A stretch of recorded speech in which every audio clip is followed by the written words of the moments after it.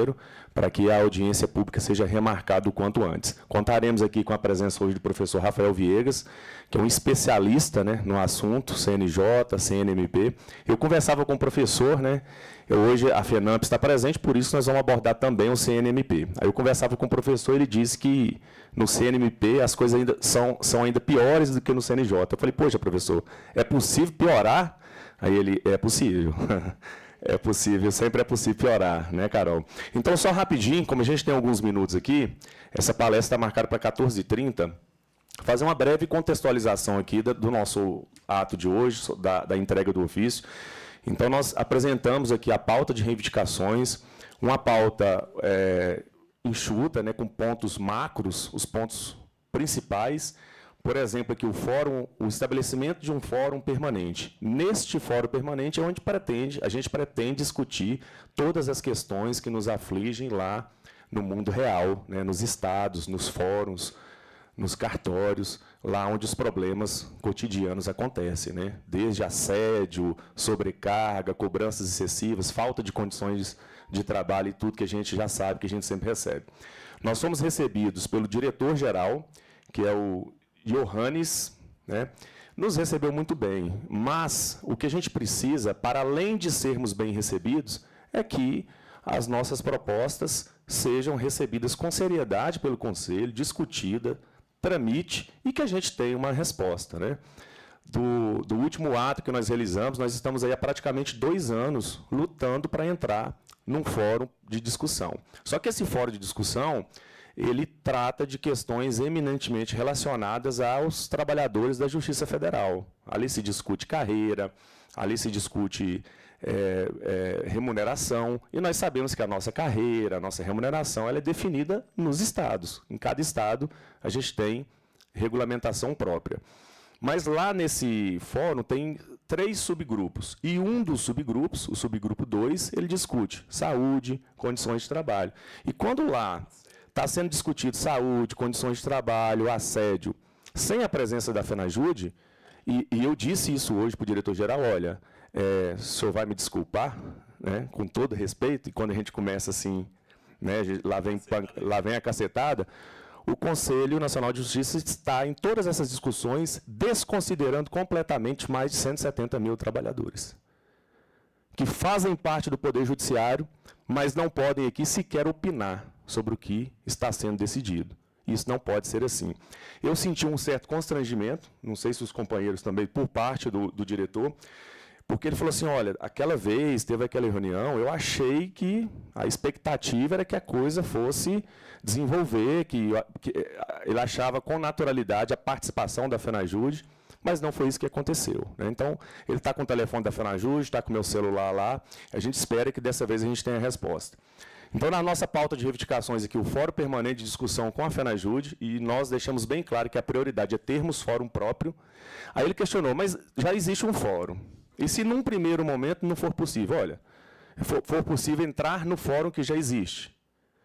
Eu falei assim, olha, a gente tem interesse especificamente no subgrupo 2, que discute temáticas atinentes aos trabalhadores dos estados. E nós não vamos recusar nenhum espaço.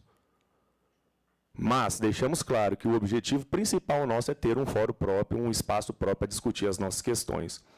A gente está na pauta de reivindicações aqui que a saúde do trabalhador e da trabalhadora, né?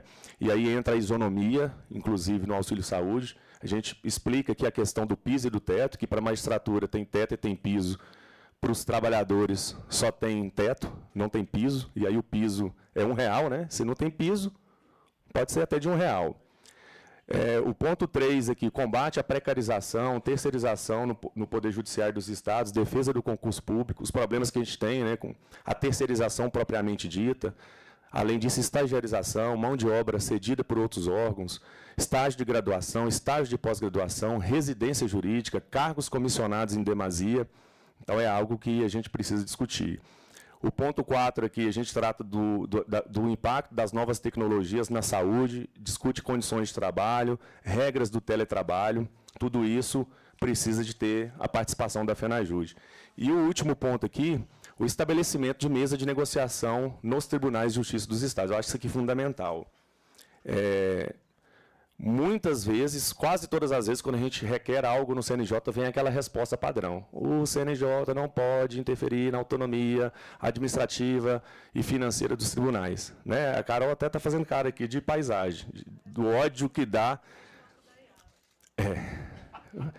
Pô, falar, né? O conselheiro mandou um chat GPT aí, né? Vamos ver, né? Então, agora, é diferente uma resolução estabelecendo a necessidade de mesa de negociação. Que não fique a bel prazer das administrações decidir se vai ou não, quando vai ou não reunir com o Sindiju de Pará, por exemplo. Ou escolher um sindicato onde tem dois, né? Não, agora eu não converso com você, porque você foi para a porta do tribunal e bateu panela lá na porta do tribunal, Dani, então eu vou reunir com outro sindicato. Os outros sindicatos, né? Então,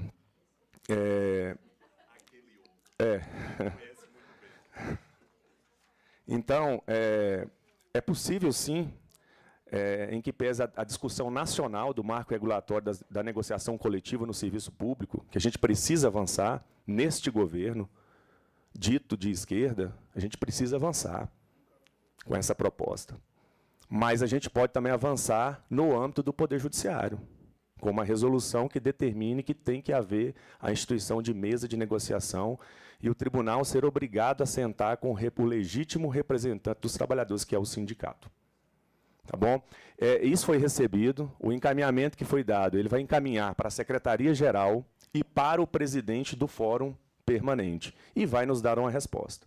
Pediu meu celular, eu dei o celular, e a gente aguarda que essa resposta venha.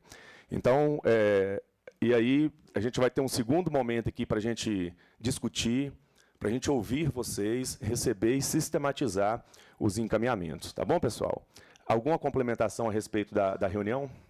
Só deixando claro para vocês, pessoal, que quando ele falou para a gente dessa alternativa, não, e se não for possível criar o fórum estadual, vocês se interessam por algum desses subgrupos? Aí a gente já sentiu que pode vir uma negativa, né? Então a gente foi firme e disse, olha, nos interessa o subgrupo 2, mas nós queremos o Fórum da Justiça Estadual. Reiteramos isso umas 10 vezes para ficar bem claro para eles, tá, pessoal? Então o que a gente está lutando é pelo Fórum da Justiça Estadual, e é ele que a gente busca, o alvo é esse. Porque quando a gente vai para os subgrupos, onde já tem uma discussão lá com a Justiça Federal, a FENAJUDE simplesmente não tem voz. Infelizmente, essa é que é a verdade, tá? Se não vier semana que vem, nós estamos aqui de novo. Pois é. Então, pessoal, nós vamos então, Eduardo, já formar a segunda mesa, tá? A mesa que vai continuar aqui os trabalhos com o professor Rafael Viegas. Dizendo a Ledu que ele continue na mesa, porque ele vai compor essa mesa também, chamando a companheira Eutália, do Amapá, para compor a mesa junto com a companheira Elisângela, e nós dois aqui a gente vaza, meu amigo. Tá. Então, o próximo painel, Alexandre, está marcado para 14h30, estamos pontuais, né? Para surpresa de todas as pessoas presentes. O painel temático 20 anos do CNJ e CNMP. Avanços, desafios e impactos para os servidores. Então, convido para compor a mesa o professor Rafael Viegas. Eu agradeço, uma salva de palmas para o professor. O professor Rafael Viegas é doutor em administração pública e cientista político. Muito obrigado, pessoal. Eu passo aqui a condução, companheira Elisângela, Eutália, Beto Ledu. Bom trabalho. Professor, seja bem-vindo. Bom trabalho. Seja bem-vinda.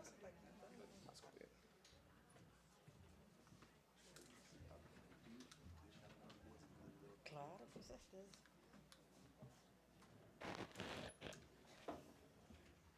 Pode ficar à vontade. Boa tarde, colegas, companheiros, amigos de luta. O SINJAP hoje está presente aqui, é a primeira vez que nós comparecemos. Desde o início da nossa gestão, é uma nova gestão no sindicato, 2024 a 2026. Ficamos muito felizes em comparecer, em estarmos juntos. Isso nos fortalece, isso nos incentiva, para que nós possamos estar sempre unidos e com a cabeça firme, levantada, nas lutas que não são poucas, são muitas. Então, nós temos que sempre colocar as prioridades.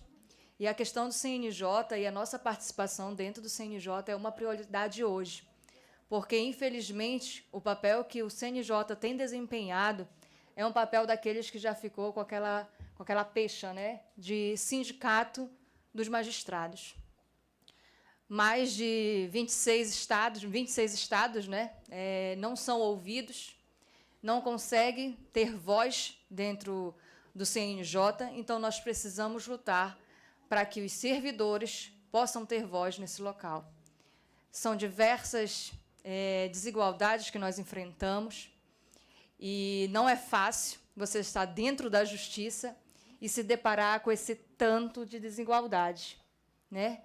Você ser um servidor de carreira que prestou um concurso, se esforçou, e que, num primeiro momento, você se sente feliz e satisfeito, né, em compor aquele judiciário, mas a rotina e a labuta te mostra, né, uma desigualdade extrema, extrema. Quando você é comparado a um magistrado, e, claro, em certas circunstâncias nós não queremos nos comparar, mas em outras não é uma medida justa. Auxílio alimentação, auxílio saúde. Então, muitas coisas precisam mudar. E nós temos esse papel de atuação e não arredaremos pé, seguiremos firmes para que nós possamos ser ouvidos. E aqui é um momento que se inicia, né? Na verdade, já se iniciou há muito tempo. Aqui já é a gota d'água, né, que nós estamos enfrentando. Então, que nós possamos seguir fortalecidos uns pelos outros e seguindo a nossa luta. Obrigada a todos.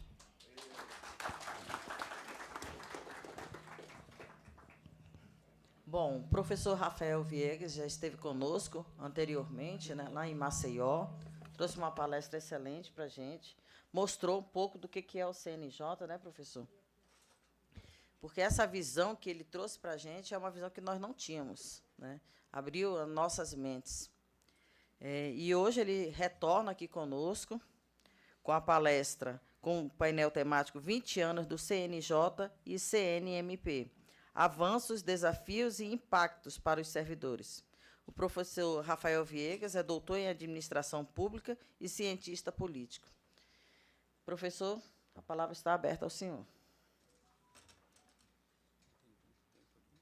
O senhor tem o tempo que o senhor quiser. Fique à vontade. Bom, eu tenho o tempo que eu quiser, então espero que ninguém tenha voo aí para as 4 da tarde, 6. Né? Mas, enfim. Bom, primeiro eu quero agradecer o convite mais uma vez da FENAJUDE e também da FENAMP, destacar a atuação de vocês, das diretorias também dos sindicatos, nos estados. Eu acompanho muito de perto o trabalho de vocês, não só por causa dessas questões aqui relacionadas ao CNJ, mas eu também estou desenvolvendo um outro trabalho em paralelo, que é sobre a estrutura de carreira e remuneração dos servidores da Justiça e do Ministério Público no Brasil, comparando União com estados e entre os estados, e também comparando com outros países essa estrutura de carreira e de remuneração, de ingresso e de várias coisas que foram ressaltadas aqui pelo presidente Eduardo, coordenador. Hoje eu vou trazer um pouco, né, dos resultados da pesquisa sobre o CNJ e o CNMP, que fiz durante o doutorado, mas boa parte desse estudo foi realizado no estágio de pós-doutorado na Fundação Getúlio Vargas. Essa outra pesquisa agora tem a ver com uma mesa que vai acontecer segunda-feira, infelizmente é presencial, espero que gravem, que vai ser um evento em São Paulo, onde vai ser discutido, além da questão dos super salários no Judiciário e no Ministério Público, a estrutura de carreira também na Justiça e no Ministério Público. Eu estou na segunda mesa e isso vai acontecer à noite lá em São Paulo. Quem quiser, tiver interesse, podem acompanhar o trabalho aí do pessoal, né, da Transparência Brasil e do movimento Fiquem Sabendo, e também do movimento Pessoas à Frente, para vocês acompanharem esses eventos que estão acontecendo, essa discussão aí. E já iniciando aqui no tema da fala mesmo sobre o CNJ, CNMP, eu quero começar um pouco diferente do que eu sempre tenho feito. O que eu tenho feito muito é o quê? O resgate histórico da criação dos dois, para entender a razão de existir dos dois, e olhar para a composição, atuação normativa e disciplinar. Quero dizer para vocês que nesse estudo que eu estou realizando agora, e que tem a ver com um outro livro também que está sendo escrito, eu estou exatamente localizando em outros lugares do mundo o papel dos servidores na administração de tribunais e de órgãos parecidos com o Ministério Público. E é bem interessante verificar isso em outros países no mundo e dentro dos Estados Unidos, em alguns estados, onde o servidor dirige o tribunal. Onde não é um magistrado que é presidente daquele tribunal, é onde tem um servidor. E é muito interessante porque, às vezes, algumas coisas que vocês trazem, algumas pautas, podem parecer deslocadas, né, da organização do judiciário. Mas é muito bom trazer esses exemplos e essas experiências internacionais, porque esses países são normalmente utilizados pelos membros da magistratura e do Ministério Público como exemplo para algumas coisas. Agora, seria interessante também que essa discussão viesse, e esse exemplo também viesse para pensar essas outras coisas, né? Aquilo que interessa e o que convém, mas algumas coisas ficam de fora. Então, eu estou fazendo um quadro comparativo para mostrar que, em alguns lugares do mundo, né, em países e em estados, como nos Estados Unidos, alguns estados, uns 6, 7 eu já localizei isso. Não é fácil, tem que olhar regimento, tem que olhar legislação estadual, eles têm bastante autonomia, diferente dos nossos casos. Alguns estados têm um próprio código de processo, e isso vai mudando. Mas não demorou muito e não foi difícil de identificar. Então eu começo diferente hoje, chamando a atenção para isso, porque isso tem que entrar definitivamente aqui no Brasil para a gente pensar a democratização do judiciário e do Ministério Público. Tá? Porque quando a gente fala de membros, né, a gente está o tempo todo, eu que sou da área jurídica também, sou graduado em Direito, a gente vai se familiarizando, vai lidando com certas palavras sem lidar exatamente com o sentido delas, né? Quando a gente fala de membro do Judiciário, membro do Ministério Público, muitas pessoas não fazem ideia do abismo que separa magistrados e juízes e servidores, procuradores e promotores dos servidores. Como eu tenho dito, né, nos eventos, a própria imprensa tem dificuldade, às vezes, e muitas vezes não é má fé, viu? O jornalista não sabe a diferença de algumas coisas. Não sabe. As pessoas no dia a dia, elas não sabem o que é o servidor e o que é o membro magistrado. E a forma como é colocada a questão, por exemplo, dos supersalários, fica parecendo que é o servidor público. Quando os que recebem supersalários nem se veem como servidores públicos. Nem querem se aparecer como servidores públicos. Só que causam um enorme estrago na visão que as pessoas têm do serviço público. O que a magistratura e o Ministério Público estão fazendo nesse momento com os supersalários é um estrago muito grande, não só porque drenam o orçamento dessas instituições para um pequeno grupo que trabalha nos tribunais e nos ministérios públicos, mas porque está arranhando, sim, a imagem do serviço público brasileiro. As pessoas estão associando os supersalários a todo servidor público, aos da educação, aos servidores da área de saúde, segurança pública, como se aquilo fosse a realidade, mas não é. Né? Vocês sabem muito bem que não é. E não tem como falar de tudo isso, de supersalários, de privilégios, sem falar do CNJ e do CNMP. Os dois, né, e isso não é só um levantamento que nós fizemos na Fundação Getúlio Vargas, em outros trabalhos, mas os dois, em trabalhos, aparecem em pesquisas fora do Brasil, Eu citei agora no evento que estava em Fortaleza, eu até falei também em João Pessoa, de um livro que é muito interessante, que é um livro do Nuno Garopa, O Governo da Justiça. É um livro fácil acesso, PDF, vale a pena ler esse livro. Ele é português, mas dá aula nos Estados Unidos, é economista, e faz uma comparação muito interessante dos conselhos, tá, de Justiça e Ministério Público no mundo.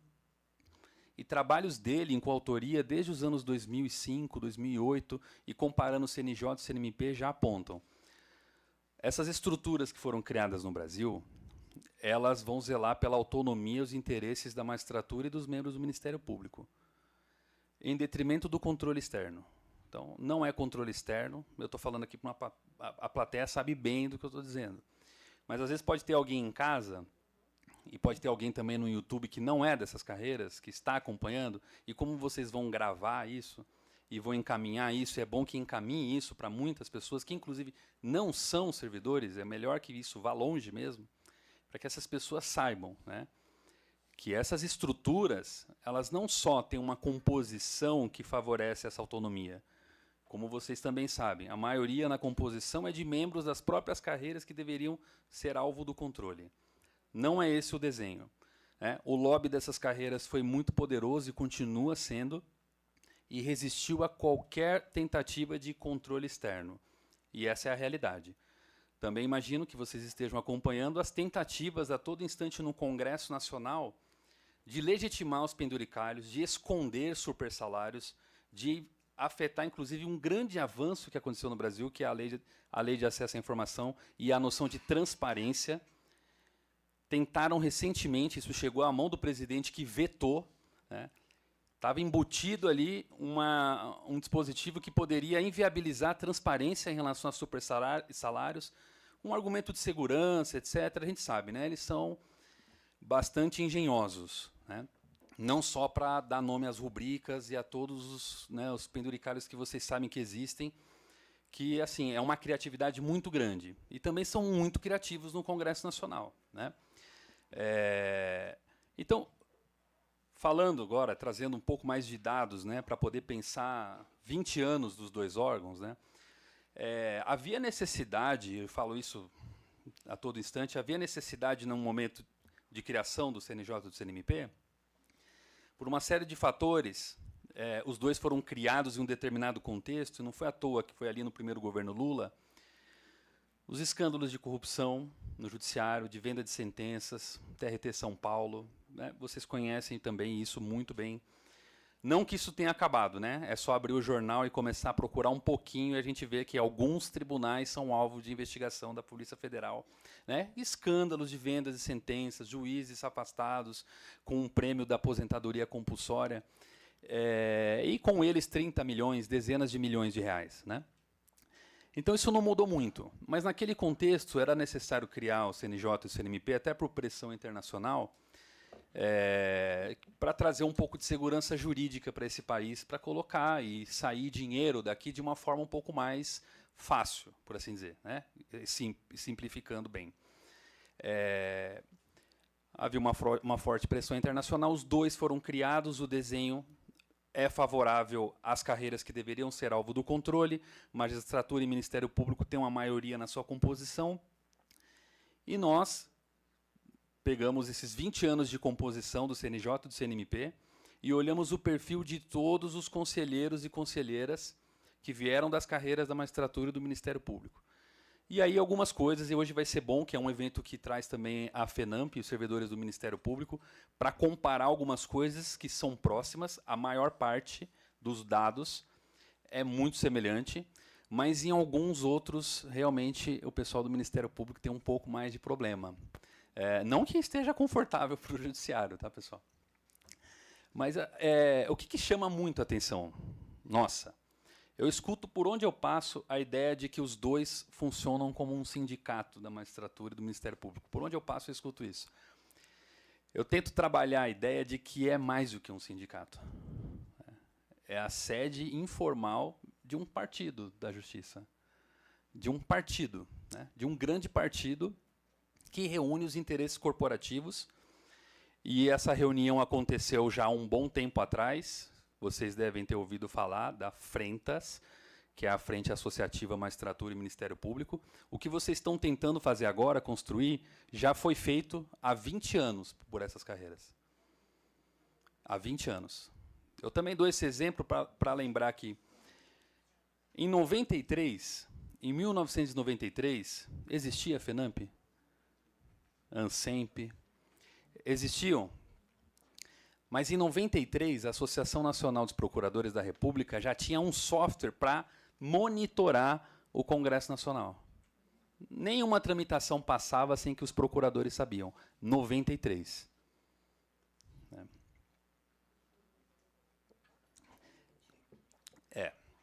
Já tem 30 anos já. Imagina como está sofisticado hoje. Então, a minha tese eu peguei até 2020, informações até 2020. Então, assim, ali eles já estão lidando com gestão de crise, né? Consultorias especializadas em gestão de risco. É nesse nível de profissionalização. A comunicação é algo extremamente profissional, né? Não existe nada que é feito que não seja muito bem pensado, né, por essas associações, muito bem trabalhado.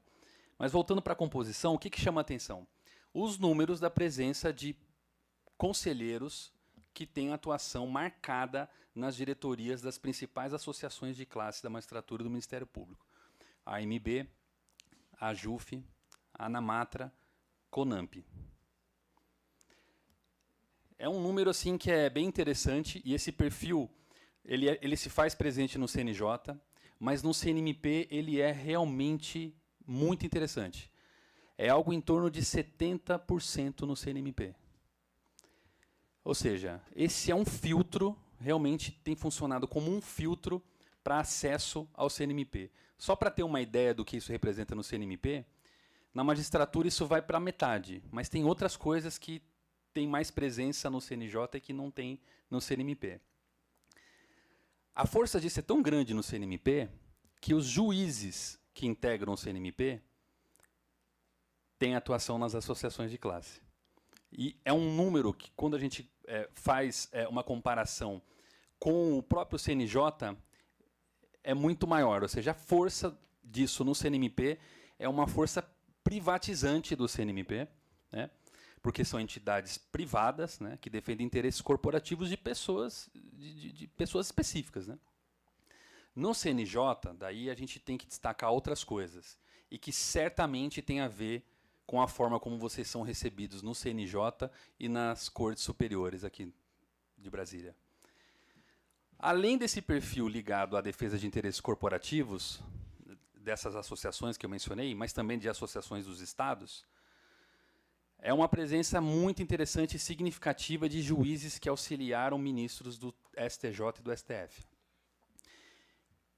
Juízes que, às vezes, são de piso, são de primeiro grau, pinçados para assessorar STJ, STF, e que, em curto espaço de tempo, sem qualquer quarentena, eles aparecem no CNJ.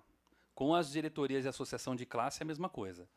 Hoje, nesse momento, uma das conselheiras presidiu a AMB e saiu da AMB direto para o CNJ, sem quarentena, né? Esse é um ponto importante de falar, essa questão da quarentena, tá? Porque a porta giratória no Brasil ela não é só de sair do Banco Central e ir para uma grande consultoria no mercado financeiro. Essa também é uma porta giratória bastante importante para entender como esse sistema reproduz desigualdades, né? Além disso, além dos conselheiros que têm origem nas associações e que assessoraram ministros do STJ e do STF. Ou seja, uma força muito grande aqui desses tribunais superiores definindo, né, atuando na definição do recrutamento, do perfil. O Senado chancela essas nomeações, né, essas indicações. Pouquíssimos foram recusados, e mais no caso do CNMP, né? Essa validação ela é anterior, né? Quando aquilo aparece no Senado, já houve uma chancela, uma definição desses nomes, né, em torno desses nomes. Um outro perfil bem interessante é de membros do Judiciário que acessaram o Judiciário pela porta lateral, que são juízes oriundos desembargadores, né, na verdade, oriundos do 5º Constitucional. Então, são pessoas que também têm uma experiência prévia, política, que envolve legislativo e executivo, que deu início, então, a essa entrada no judiciário. E que também aparecem. No caso do CNMP, ainda além das associações que eu mencionei, também tem que destacar o Conselho Nacional dos Procuradores Gerais, que se faz presente no CNMP como se fizesse parte do próprio CNMP. Bom, dentro do Ministério Público isso é bastante comum, né? Em muitos ministérios públicos estaduais, as associações de classe têm cadeira no Conselho Superior. Tem cadeira no Conselho Superior. Como se isso fosse uma coisa assim completamente né, natural. Né? Os servidores certamente não têm essa cadeira lá no Conselho Superior, embora ali passe o concurso não só de membros, o orçamento, e os servidores têm que, né, ficar bastante agradecidos de poder assistir da plateia alguma coisa. Né? No CNJ e no CNMP, os dois, quando a gente olha a atuação normativa, vai refletir muito isso aqui que eu falei agora. Mas vai refletir muito uma combinação de ações, em muitos momentos, em que os dois agiram e atuaram de maneira coordenada. Não precisa nem ser muito inteligente para imaginar em que momentos, né? Na defesa de alguns interesses. Vou dar só um exemplo. No auxílio moradia, a resolução dos dois foi expedida no mesmo dia. E não só isso. O texto alterava só judiciário para Ministério Público. E olha que interessante, vocês acompanharam recentemente o CNJ sinalizando para o Congresso Nacional que quer fazer alguma coisa, estancou um pouco a sangria em relação aos pagamentos de atrasados. Vocês estão vendo, né? O CNMP é como se não tivesse assistindo isso. Não acontece nada disso no Ministério Público e a coisa continua sendo paga assim. E no mesmo dia em que o CNJ decidiu dar essa segurada, porque essa é uma sinalização não para a sociedade, é uma sinalização para o Congresso Nacional que começa a se movimentar. O ministro falou ontem, né, Haddad, falando de super salários, isso está muito intenso lá dentro. E como eles não saem de lá, é mais fácil encontrar alguns deles, não em comarcas, mas nos corredores aqui, próximo, tomando cafés, alguns até jogando pôquer, tomando um uísque. É mais fácil encontrar esse pessoal aqui. Eles sabem muito bem como funciona. Eu até digo isso lá na academia, na universidade, que se você quer saber, quer entender o funcionamento do sistema político no Brasil, se você quer conhecer como os partidos se organizam, quem será o próximo presidente da Câmara ou do Senado, quem vai presidir alguma comissão, converse com essas associações. Eles sabem esses movimentos muito antecipadamente, antes da imprensa cobrir qualquer coisa. São fontes da imprensa, inclusive, tá? São fontes da imprensa. Isso na Lava Jato ficou evidente para quem não tinha ideia desse cenário, ficou evidente isso na Lava Jato, como alguns jornalistas se prestaram a algumas coisas, né? Mas continua, tá? Continua. Isso está com todas as letras na minha tese, mostrando como os procuradores se organizam para lidar de forma profissional e muito próxima de meios de comunicação tradicionais e redes sociais. Mas voltando aqui para o CNJ e CNMP, além desses momentos em que os dois agem de forma coordenada e em alguns em que os dois se afastam, quando convém, como agora o CNMP está fazendo, vocês devem ter visto. Quando convém, exatamente. E nesse momento não convém, porque o MPF autorizou pagar retroativos de 2015 até agora, então tem que correr para pagar isso aí antes de fazer a mesma coisa que o CNJ fez. Né?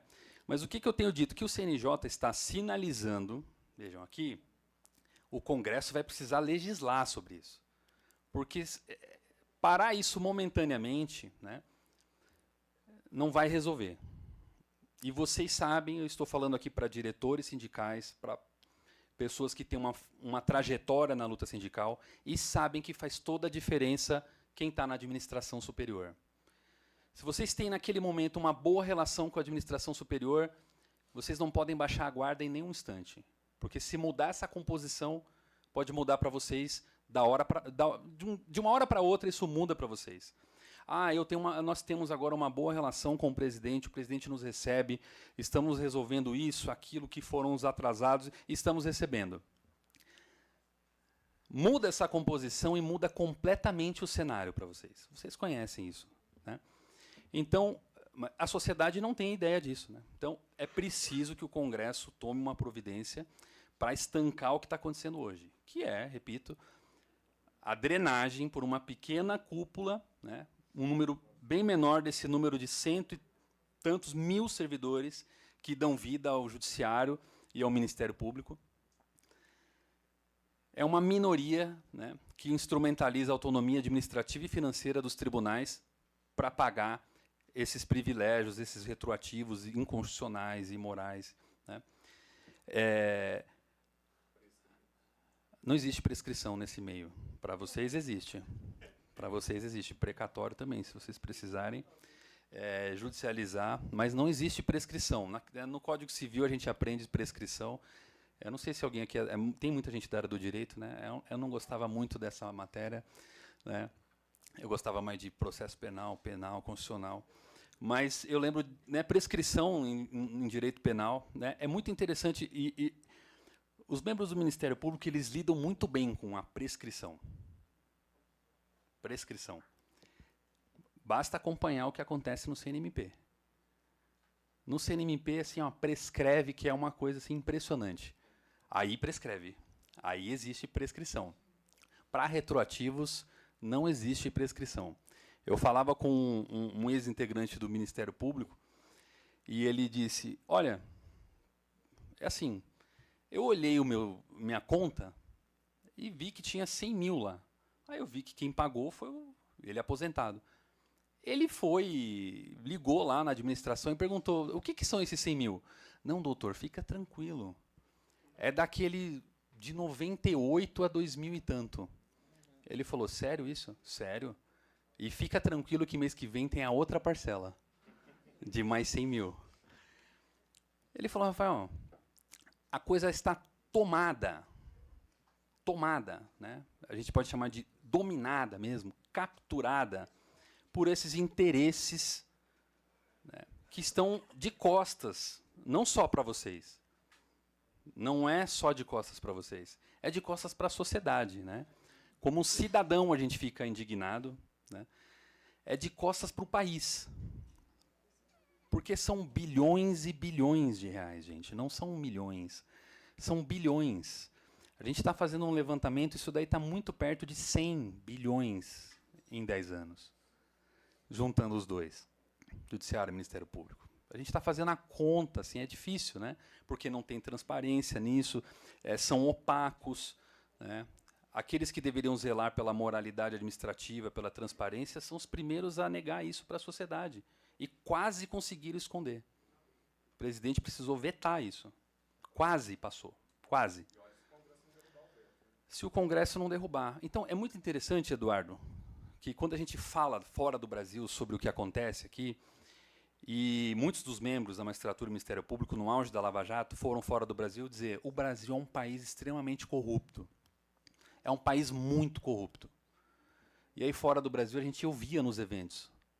O pessoal que não faz parte daqui, perguntava para a gente, mas se esse país é um país tão corrupto, onde é que o Judiciário e o Ministério Público funcionam?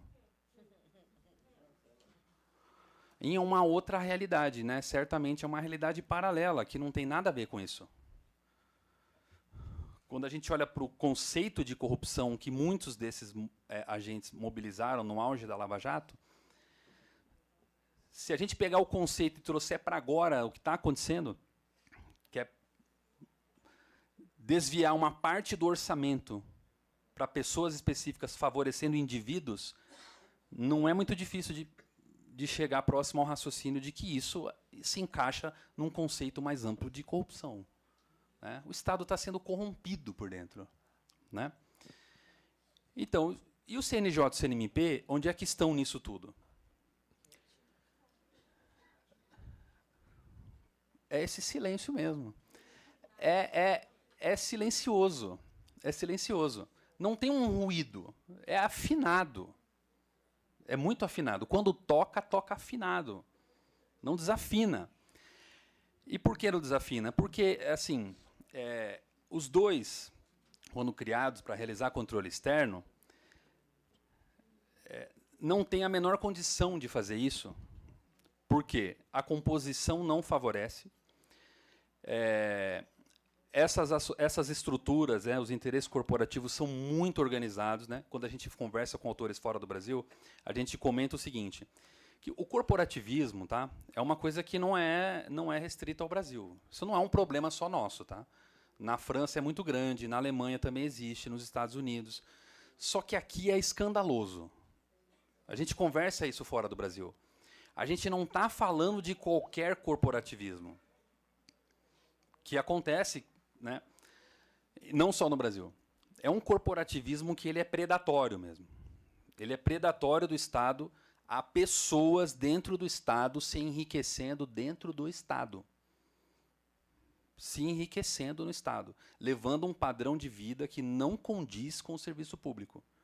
E CNJ e CNMP estão legitimando isso. E os dois se omitem em relação a isso, e não começou agora, isso não começou agora, já tem bastante tempo.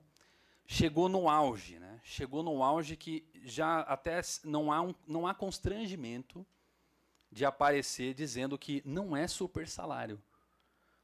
Um jornalista que foi me ouvir disse, eu acabei de sair do Ministério Público, e quando ficaram sabendo as informações que eu estava atrás, reuniu todo mundo, o procurador-geral, o secretário, a equipe toda. E falaram para mim sem constrangimento, esse negócio de super salário não existe no Ministério Público. Nem treme no canto do olho. Não tem constrangimento, acabou o constrangimento. Né? Acabou. Só que o problema disso vai muito além da nossa discussão, da atuação de vocês na luta sindical. Isso está arrastando a visão do serviço público que as pessoas têm do Estado. Isso está afetando, vai muito além da atuação de vocês, da Justiça e do Ministério Público. Está afetando a imagem do Estado e a imagem que as pessoas têm do funcionalismo. É muito grave isso que está acontecendo. Tá? Não é só a captura, né, do orçamento. É muito grave isso. E isso, logo ali na frente, numa reforma administrativa, pode ter reflexos não só para vocês. Não só para vocês. Para o serviço público como um todo. Mas, no Brasil, há aqueles que não são atingidos por algumas coisas. Não são eleitos, não precisam se filiar a partidos políticos, são vitalícios. E essas coisas a gente precisa discutir. Né? A gente precisa discutir. A gente precisa discutir por que os servidores não estão na administração superior, não meramente como auxiliares para realmente fazer as contas, né? Porque as contas, na hora de pagar isso, é um servidor que faz, não é? É um servidor que faz. Ele tem que cumprir a atividade dele, é a atribuição dele. É o servidor que diz, olha, esse mês vai dar para pagar tanto, porque tem caixa. É um servidor. Juiz e promotor, desculpem, generalizando, tá? Não são bons nas contas. Não são bons nas contas. Alguns até se endividam bastante. Né? Mas está gravado, eu sei que está gravado. Mas esse pessoal precisa o consignado e depois tem que quitar lá, não é fácil. Quando sai um negócio desse atrasado é uma maravilha, quita várias coisas. É um padrão de vida que é incompatível, né? Viagens e carros e tudo, né? Quem conhece o estacionamento desses prédios sabe do que eu estou falando. Não é segredo para ninguém. Não é segredo, gente. Não espelha a sociedade. Não espelha. Não espelha. O povo. O povo muito menos. O povão, né? Não espelha, né? É um perfil que não espelha, é um modo de enxergar as coisas, de enxergar o mundo, né, que não espelha. Então, assim, quando eu falo isso também nos eventos que eu vou, eu não quero que ninguém saia daqui, pessoal, deprimido. Tá? Não é para sair deprimido. Até porque vocês aqui, a gente está diante de uma plateia bem qualificada, são diretores, né, diretoras, que têm uma trajetória na luta sindical. Vocês conhecem muito bem do que eu estou falando. Mas pode ter alguém em casa, né? Pode ter alguém assistindo a gente, que está no estágio probatório. Ou pode ter aquele servidor que vai procurar vocês um dia e falar, por que a gente não vai no CNJ brigar por isso aí? Tem isso? Tem um servidor que fala, mas e no CNMP, será que a gente não consegue? Sabe de nada, inocente, né? É inocente, assim, com todo respeito. Se passar aqui uma semana aqui em Brasília, vai ver como funciona. Eu falei no evento lá da Paraíba, né, foi muito bom, e eu lembro de eu ouvi uma coisa em uma das perguntas, e na hora eu respondi, e depois até fiquei pensando se eu deveria ter respondido daquela maneira, mas já foi, né? Vocês estavam lá, tá gravado, né? Mas assim, o que aconteceu? Quando um servidor ele fica lisonjeado porque é bem tratado no tribunal, porque pôde sentar do lado dos desembargadores, porque em algum momento foi chamado a compor a mesa, e essa pessoa me diz que tem décadas de atuação no judiciário, décadas de atuação, veja, e ela se sente prestigiada por estar naquela composição. Eu não sei se isso vai chegar até ele, mas assim, talvez eu não tivesse respondido daquela maneira, né? Vocês não vão contar nada, né? Mas vou repetir o que eu falei lá. Eu falei, você nunca vai ser um deles. Você não é um deles. Você pode até achar que você é bem tratado naquele momento, mas se você criar o menor constrangimento, não tenho dúvida de que você nunca mais senta. E talvez nem passe por aquela porta. Se não acontecer, se outras coisas não vierem. Porque existe aqui um abismo, né? Um abismo que separa os estatutos jurídicos que definem o que é de poucos e o que é de muitos. Isso está nos estatutos jurídicos. Isso está na legislação. E o CNJ e o CNMP, eles são o resultado de tudo isso que a gente está falando aqui. Quando o Ministério Público, a discussão sobre o Ministério Público na Constituinte, ela estava quente, né, e ex-membros do Ministério Público atuaram na Constituinte, o Brasil saía da ditadura militar e precisava de um órgão com autonomia em relação ao Executivo, Judiciário e Legislativo para responsabilização, para reduzir traços de patrimonialismo, reduzir privilégios, não só servir de apêndice do Executivo e ficar ali exercendo o monopólio da ação penal. 30 e tantos anos depois, 40 anos depois, o que a gente está vendo? O que tem sido feito com essa autonomia? Qual é a maior parte da clientela do Ministério Público na Justiça Criminal? Qual é o perfil dessas pessoas? Qual é o perfil? Qual é o perfil? Alguém coloca essas pessoas nas penitenciárias. E não é juiz sozinho. Não é só o juiz que faz isso. Ele é demandado, né? Ainda não estão agindo de ofício por aí, né? No STF acontece, às vezes, de ofício, né? Mas ainda não estão agindo de ofício. Eu falo algumas coisas, tá? E eu falo em meu nome, não é em nome, né, de quem organiza o evento, de quem lida com, de quem faz toda a organização do evento e das diretorias. Eu falo em meu nome, né? Então eu me sinto um pouco mais à vontade de falar essas coisas, porque eu sei que não é fácil. Sabe por quê? Porque eu já fui assessor do Procurador-Geral. Enquanto eu fazia o mestrado em Ciência Política, eu fiquei 6 anos dentro do Ministério Público assessorando o Procurador-Geral. E eu sei o que é a vida do servidor. Então, por isso que eu falo isso para vocês por onde eu passo. Quando eu pego um Uber, esse Uber vai até o final dessa corrida comigo sabendo que é super salário. Ele vai sabendo. Ele vai chegar lá no final e vai saber o que é super salário. Às vezes até CNJ e CNMP entra na conversa. Imagina, né? O cara acabou de votar no Marçal e entra nessas conversas. Não, em São Paulo era só Marçal dentro do Uber, era só Marçal. Qual a expectativa desse servidor em estágio probatório? Vocês conhecem essas estruturas, mas às vezes tem algum servidor lá na base que ainda nutre algumas expectativas, né? E que são legítimas, né? Ele é idealista, né, nós também somos, né? Eu gostaria que funcionasse de uma forma muito melhor. Mas enquanto o servidor não tiver um lugar na administração superior, não como um mero fazedor de contas, assistente para trazer, os dados para a tomada de alguma decisão. E no CNJ e no CNMP, enquanto não houver isso, não vai mudar muita coisa para vocês. Significativamente. Não vai mudar. Nos eventos que eu fui, eu já ouvi, até no evento que foi da FENAJUDE, se eu não me engano, alguém falou,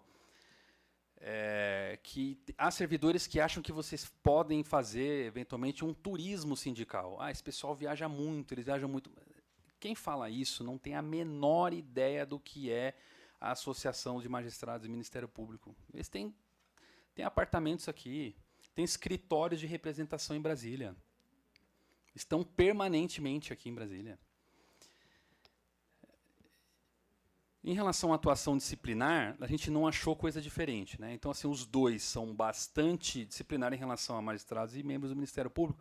Os dois atuam pouco, são fracos nisso também, né? E punem pouco. Então, isso é um trabalho que está publicado na Revista de Administração Pública. Quem tiver interesse, é de autoria da Vanessa Elias, do Cláudio Couto e do Fábio Kersh. Eles olharam as punições de CNJ e CNMP que foram aplicadas e a conclusão é essa. A atuação disciplinar ela é branda. Tá? É branda. Reflete exatamente o que os estudos de fora do Brasil diziam. A expectativa dos dois, isso em 2006, 2010, esses autores diziam, a expectativa é que esses dois conselhos no Brasil não só não vão realizar controle externo, como também não serão efetivos nesse aspecto disciplinar. Evidentemente que aqui eu estou generalizando, em alguns momentos os dois pecaram pelo excesso. Né? Então, houve casos de corregedor nacional tomar providência em relação ao magistrado que extrapolou demais o que cabe ao CNJ e ao CNMP fazerem. Né? Mas, de modo geral, os dois assistem, demoram a agir, né? Demoram a atuar, demoram. Nas resoluções também. Então, a gente analisou todas as resoluções que foram expedidas pelo CNJ e o CNMP desde 2005 e a gente identificou ali, é evidente, esse trabalho está publicado na Revista Brasileira de Ciências Sociais, nós analisamos isso com o software, é evidente ali que os dois atuam em causa própria. A gente pode falar de metas, sim, vocês sabem o que é isso, né? Das metas que são colocadas pelo CNJ e pelo CNMP. E quem cumpre essas metas a gente também sabe. Talvez a sociedade não saiba disso. Por onde eu passo, e com jornalistas, as pessoas acham, se escandalizam com os super salários. Se elas soubessem que não é só isso, que além dos super salários, há aqueles que não trabalham tanto assim. Estou pegando leve. No Ministério Público Federal eles colocaram o reconhecimento, eu falei, né? Para poder assinar a peça, agora tem que fazer a leitura facial. Porque, quem sabe, eventualmente, poderia um servidor ter o token e assinar denúncia e arquivamento. Pedido de prisão, gente. Pessoas podem ser presas com um pedido, né? Que não... As pessoas... Agora tem... Daqui a pouco vai aparecer um bonecão de cera lá, vai... Não vai acontecer isso. Não vai acontecer isso. Um bebê, não fala disso, não. Vai ter o Parquet Reborn. Não vai ter o Parquet Reborn. Mas, então, as pessoas não sabem que precisou chegar nesse ponto de que precisa ter reconhecimento facial. Porque é colocado na discussão pública como se ali fosse a reserva moral do Estado. Como se nessa cúpula estivessem os selecionados, os escolhidos por algum ser que naquele momento em que tomam posse, recebem as asas, né, e não precisam de controle. Como se não fossem pessoas que têm preferências, né, torcem para times de futebol, visão de mundo, né, uma origem, sobrenomes. Né, sobre famílias vocacionadas é um outro fenômeno bem interessante também nesses contextos. São muitas famílias vocacionadas para essas carreiras. A gente está falando de meritocracia. Né? Mas CNJ e CNMP, fazendo aqui um apanhado para encaminhar para o final já, não só o desenho, o arranjo dos dois, não favorece o controle da magistratura e do Ministério Público, um controle democrático, não favorece a democratização dessas estruturas, não favorece que vocês, servidores, tenham alguma expectativa de realmente mudanças significativas nessas estruturas. Não é só o desenho dos dois. Quando a gente olha para quem dá vida a essas estruturas e a trajetória dessas pessoas, é completamente, a gente pode dizer que é dominado pela defesa dos interesses corporativos dessas carreiras.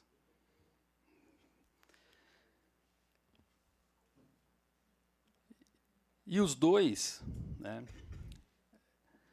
recebem os servidores como? Vocês falaram aqui em um dos momentos, né, de como foram recebidos e por quem foram recebidos.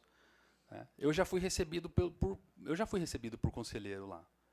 Mas se eu fosse servidor, certamente eu não teria sido recebido.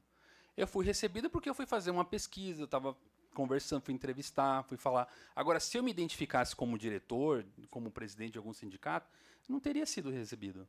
E por que que é assim? Por que que funciona assim? Por que que no Ministério Público o servidor não vota para escolher o procurador-geral de Justiça? Um procurador falou para mim uma vez, em uma entrevista com ele. É sério isso, hein? Ele falou, se a gente abrir para servidor votar para escolher o chefe do Ministério Público, o papo vai ser só sobre salário.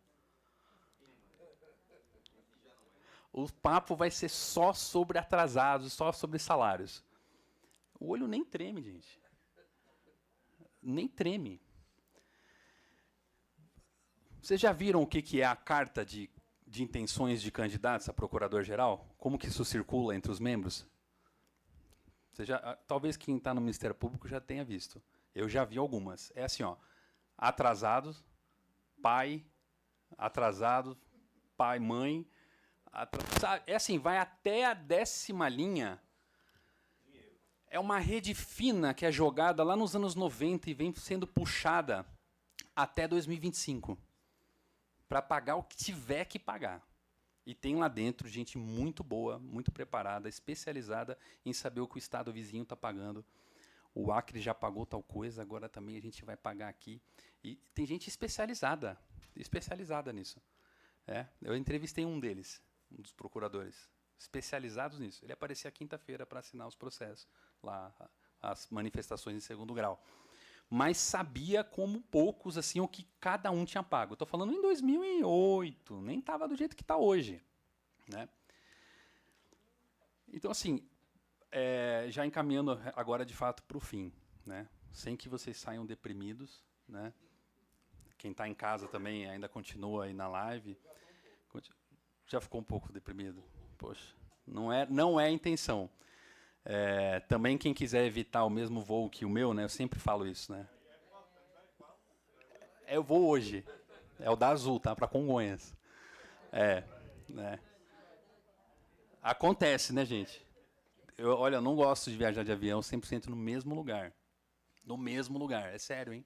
Eu sento só na janela e na saída de emergência. Eu falo sério. Não, paraquedas se pudesse. Em avião pequeno, esquece. Outro dia a GV me mandou lá para Rondônia, aí você vai para Ariquemes. Eu falei, de carro. Avião pequeno é muito mais fácil de cair, gente. São 2, 3 pessoas. São 2, 3. Então, eu evito, né, mas eu estou brincando, mas assim, é sério. Eu já tive nota, já saiu nota contra coisas que eu falei. É muito sério. Eu já tive nota. Quando eu falei, uma vez, que a Associação de Classe dos Procuradores da República, ela expede tantas recomendações para o Congresso Nacional, são tantas notas técnicas para convencer os parlamentares a votarem de uma forma, em temas que não têm a ver, às vezes, com o Ministério Público. Alcança outras áreas. Eu fiz um levantamento das dezenas de notas técnicas. E eu disse, e está escrito no livro, e está, né, em uma entrevista que eu dei, que essa atuação é tão frequente que é como se fosse uma assessoria parlamentar, o que é vedado a membros do Ministério Público. Aí a associação veio com uma nota. Não fazemos assessoria parlamentar. Essa é a nota. Não fazemos assessoria parlamentar. Todas as outras coisas que eu falei na entrevista, uma delas usar o espaço da PGR e não ter sede própria, essa não importa para a sociedade.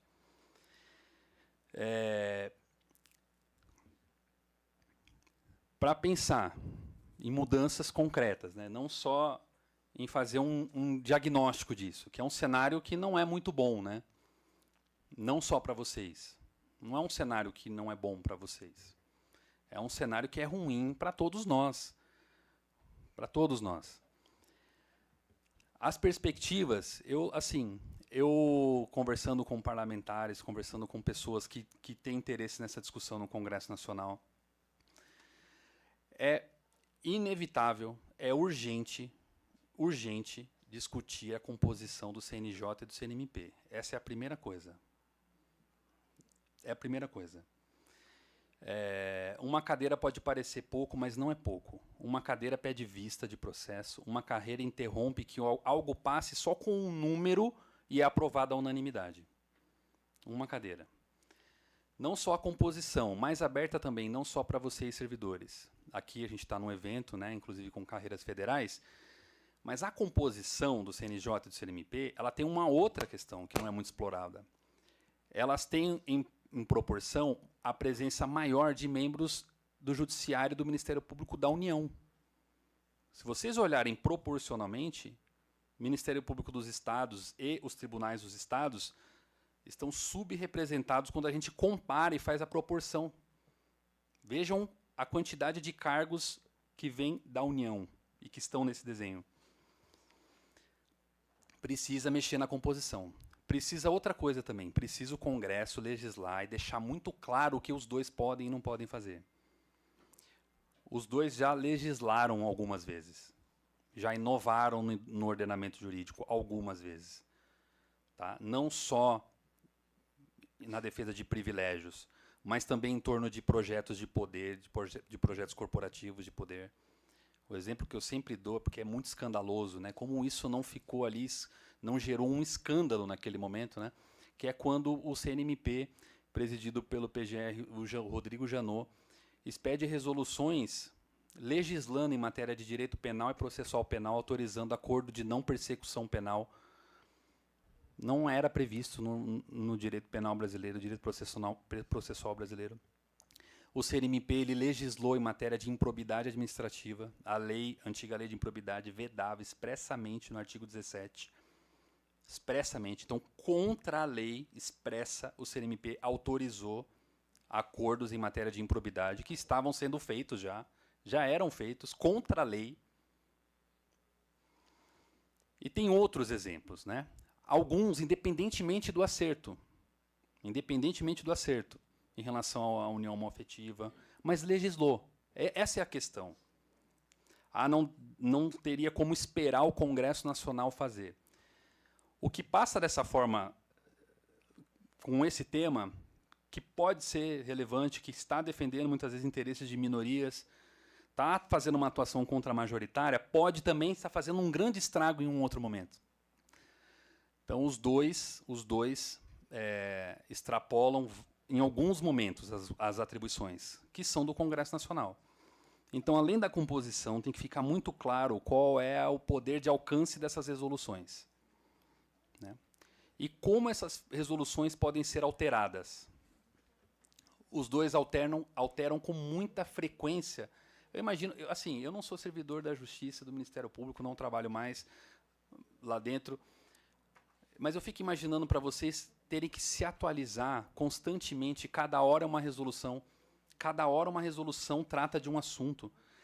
É tanta resolução que traz muita insegurança jurídica. Inclusive para o concurseiro. Inclusive para quem está fazendo um concurso para essas carreiras. O CNMP mexeu tanto no concurso do Ministério Público que a pessoa tem que fazer um curso, uma aula, passar um dia todo só vendo o que trata a resolução do concurso. Porque ela é mudada com frequência. Os dois também legislaram nesse ponto do concurso público, quando a emenda constitucional que criou os dois previu 3 anos de atividade jurídica, né, que hoje é contado com cursinhos Essas pessoas frequentam cursinhos da magistratura, fundações do Ministério Público, apresentam uma monografia no final e conta atividade jurídica, deturpando completamente a revisão constitucional, a mudança constitucional, que era trazer gente com experiência para julgar a vida das pessoas, para decidir a vida das pessoas, né? Era trazer gente com mais vivência, porque vai lidar com alienação parental, né, gente, com divórcio, vai pedir prisão das pessoas. Então tem que ser alguém que saiba, pelo menos, a gente brinca em São Paulo e diz, entre aspas, sabe pegar um ônibus, né? Sabe andar, né, de metrô, né? Embora ainda que muitos nunca façam isso. Eu arrumei um grande problema, já finalizando, eu arrumei um grande problema na pandemia, estava lá no Twitter, né, para variar, e aí eu disse que eu sabia de um promotor de justiça que pela primeira vez tinha ido a um posto de saúde, porque foi obrigado a se vacinar. Porque a vacina só estava sendo aplicada pelo SUS. Vocês lembram que eles tentaram comprar as vacinas, as associações tentaram comprar as vacinas e atravessar a fila de milhões de brasileiros. Isso seria aplicado na casa de cada um, confortavelmente. Não, tiveram que pegar a fila. E muitos tiveram que conhecer o SUS. Por incrível que pareça. Olha, o SUS, ele existe, realmente. Olha, funciona. Falam mal do SUS, bom é ficar lá nos lugares onde não tem o SUS, né? Mas então, pessoal, olha, é fundamental mexer na composição, nesse espaço de ação, que são as resoluções, né, evitando que os dois possam legislar. O trabalho de vocês é muito importante e ele vai ficar ainda com mais força, não tenho dúvida alguma, se vocês coordenarem as ações de vocês, se servidores da Justiça e do Ministério Público caminharem juntos. A magistratura e o Ministério Público perceberam isso há muito mais tempo. Eles perceberam isso lá atrás, porque havia, né, aquela disputa toda pelo orçamento, né, e o Ministério Público cada vez maior, ainda nos anos 90, e a magistratura foi fazendo de tudo para segurar o que vinha do Ministério Público. Mas chegou uma hora, a equiparação, não só em prerrogativas, mas também em vantagens, em vencimentos, que quando ela alcança, né, um patamar muito próximo, os dois convergem. E quando os dois convergiram nos anos 2000, em meados dos anos 2000, não é à toa que a gente vivenciou algumas coisas, tá? Não vai caber aqui agora, mas tem muito a ver com o que aconteceu na Ação Penal 470, na própria Lava Jato, quando algumas coisas convergiram. E o que vocês estão vendo cada vez mais e cada vez de uma forma mais escandalosa, que é a apropriação, né, do orçamento da Justiça e do Ministério Público por um pequeno grupo que trabalha lá dentro. Muito obrigado a todas vocês por terem vindo aqui hoje, quem está assistindo a gente. Tá? Meu voo é o das 8 horas, para Congonhas é da Azul. Tá? Vai dar tudo certo, né, pessoal? Se eu sumir, vocês sabem, né, o que pode ter. Em São Paulo tem muito assalto, né, gente? São Paulo tem muito assalto, né? Eu nem uso relógio já, para não dar motivo. Tá bom, pessoal? Muito obrigado. Desculpem as brincadeiras, tá? É uma satisfação muito grande. Um abraço. Viu?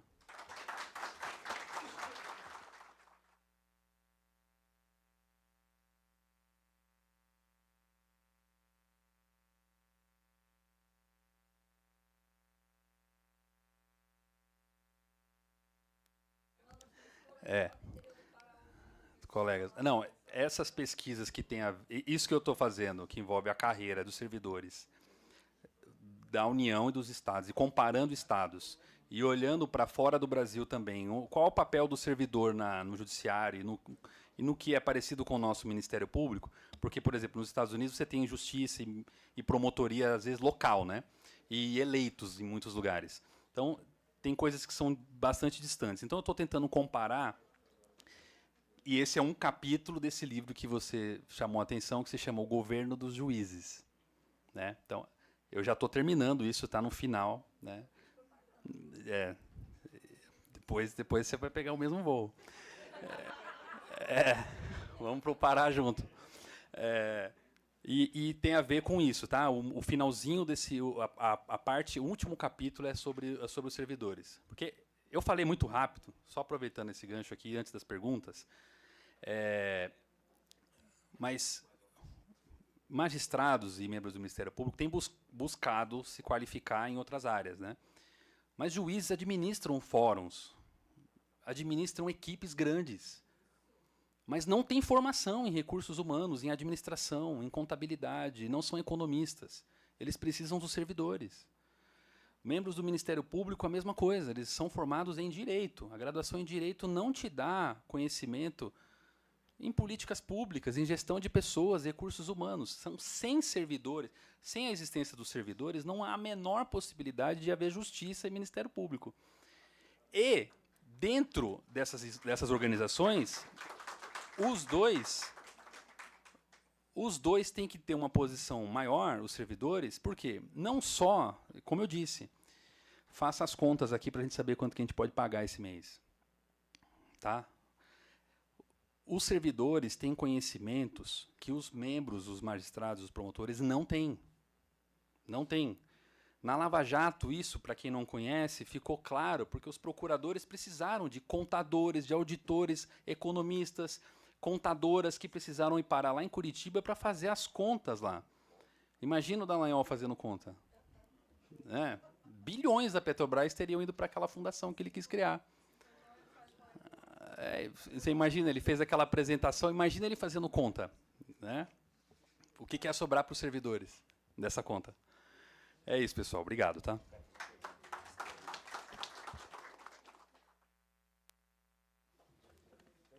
Muito obrigada, professor Rafael. A gente agradece muito seus esclarecimentos. Foi um pouquinho mais além daquilo que a gente já imaginava. Mas eu acho que ninguém ficou triste aqui, né? Todo mundo já está bem calejado, já sabe que é assim.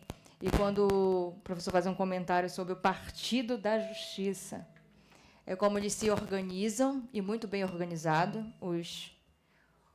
estão muito bem organizados os conselhos, tanto CNMP quanto CNJ, e é preciso que nós também estejamos muito bem organizados, né? Muito bem alinhados, porque existe mesmo essa apropriação do orçamento e essa intenção de legislar realmente. Então, o lobby é forte,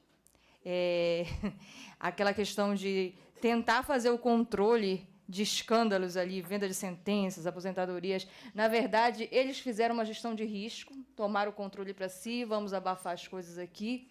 Então, acho que a gente entendeu um pouco mais de como funciona realmente CNJ, CNMP, mas não podemos perder as esperanças, nós também estamos aqui organizados para que nós possamos atuar, não só na defesa dos nossos interesses como servidores públicos, mas na defesa da sociedade em si, que perde e perde muito.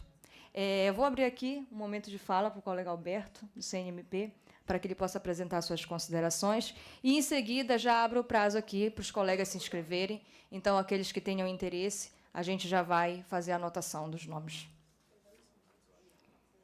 A gente estipula, então, um prazo de 3 minutos, para que fique organizado. A gente, daqui a pouco, vai ter um coffee break, né? Então, a gente coloca um tempinho para a gente conseguir ficar dentro do prazo. Alberto?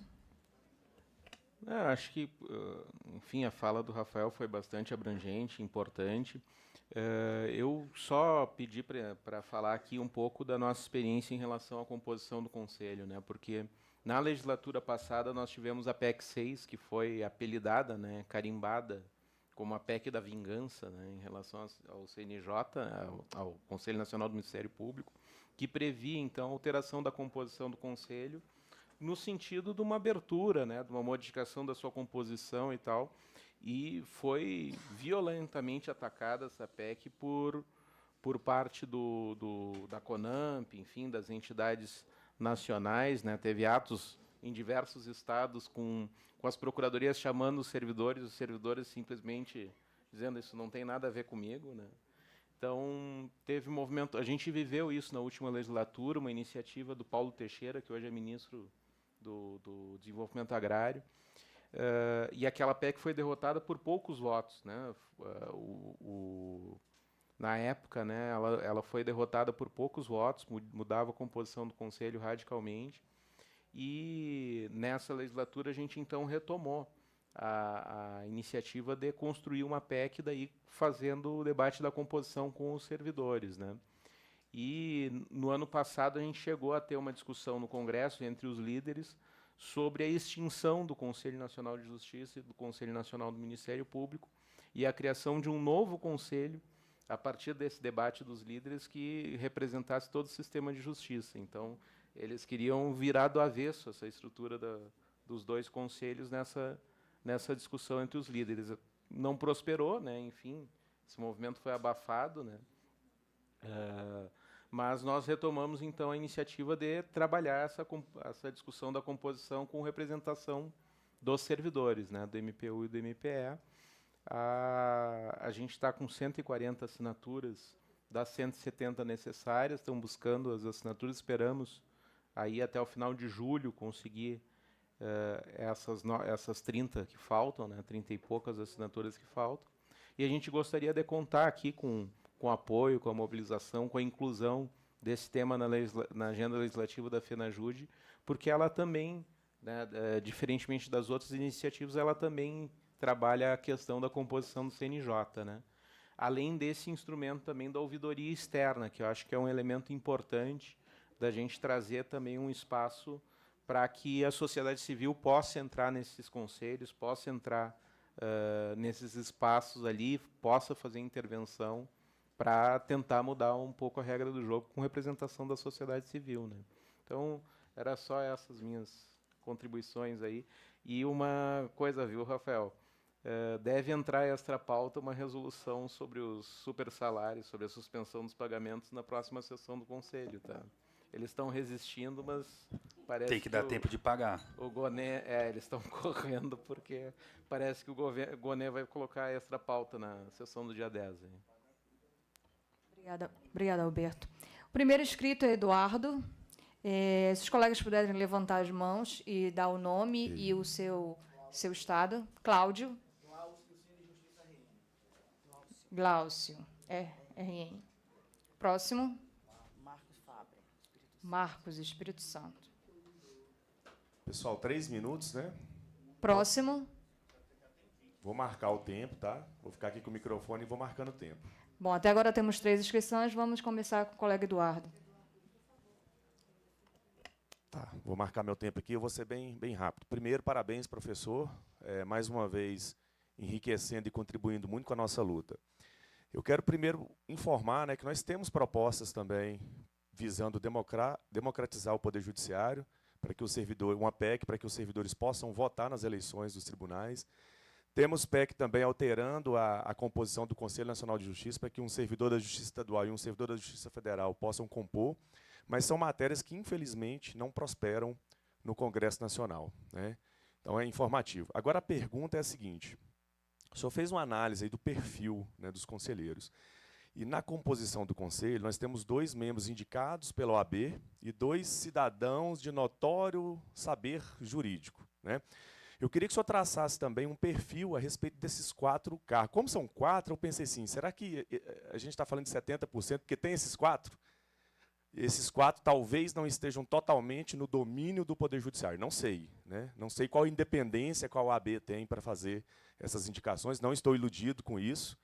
Não estou iludido que talvez a gente possa ter acesso ao Conselho via 2 vagas de notório cidadão, de cidadão com notório saber jurídico.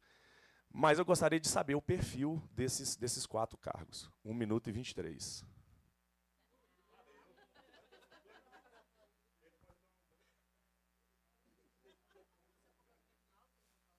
Para ver se o Edinaldo segue o exemplo, né? O próximo colega, quem que é? Colega Glaucio, RN. Aí eu vou marcar aqui, tá, companheiro? Aí só posiciona ali, por gentileza.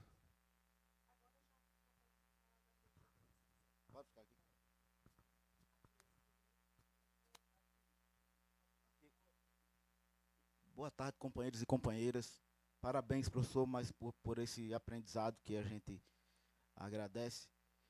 O tema que eu trago aqui aconteceu particularmente comigo no Rio Grande do Norte, mas a preocupação é que isso aconteça em todo o Brasil.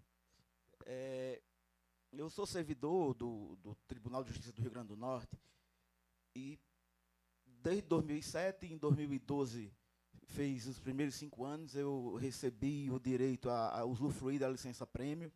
Em 2017, no segundo período aquisitivo também, agora, em 2023, quando eu fui pedir para usufruir da licença-prêmio, foi negado porque eu fui candidato nas eleições em 2018. Fui candidato em 2010 e em 2018. E a justificativa é que a licença para atividade política interrompe o período aquisitivo para a licença-prêmio. E o que isso quer dizer, o que é que está por trás disso? É que os servidores do Judiciário, os servidores do Ministério Público, provavelmente, sejam castigados se eles forem para as eleições, eles têm que ser amordaçados, porque a sociedade pode saber o que a nossa luta, quando algum servidor se candidatar e levar essas pautas para a sociedade saber, é ruim para o sistema. Então, essa mudança de interpretação, porque antes concedia licença-prêmio. A partir de agora foi negado, inclusive não há previsão na lei, não tem da legislação brasileira todinha, eu achei no Estatuto do Servidor do Rio Grande do Sul, que lá tem como causa de interrupção da licença-prêmio o exercício da atividade política. O que me parece, e assim é uma tese que eu acho que é muito interessante, é antidemocrático, né? Você tem que castigar o servidor porque ele busca participar da principal cerimônia da democracia, que são as eleições a cargos eletivos. Então, eu trago isso para uma reflexão da gente, da nossa luta, porque é preciso tirar essa mordaça da boca dos servidores. Isso é importante para a organização da nossa luta sindical, que nós tenhamos candidatos, tenhamos representatividade e levemos os nossos clamores para os holofotes nas campanhas eleitorais.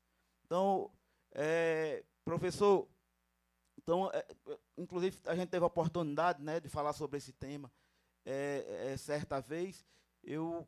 A minha pergunta é o que o senhor acha dessa conduta de mudar a interpretação para amordaçar os servidores sem previsão legal.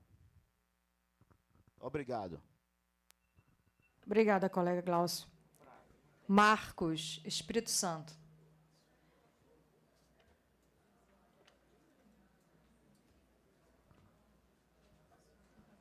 Boa tarde a todos. Rafael, eu só gostaria de discordar quando você disse que eles não sabem fazer conta. Eles sabem. Eles sabem. Eles só não sabem, talvez, o procedimento, né? Agora, conta, eles sabem. Essa proximidade com o legislativo, essas fraudes do passado, trouxeram para eles informações, né? E aí o juiz vai ganhar menos do que um parlamentar? E essas emendas que vão para não sei aonde, não sei o quê. Então, eles começaram também a se apropriar do Estado, né? Sêneca já dizia isso, né, no Império Romano. Então, mas a pergunta que eu faço é uma outra. No Espírito Santo, quando o magistrado tem aumento, aí a justiça teve aumento. Aí o pessoal acha que o servidor também teve aumento, né? Então, tudo cai realmente no colo do servidor público, né?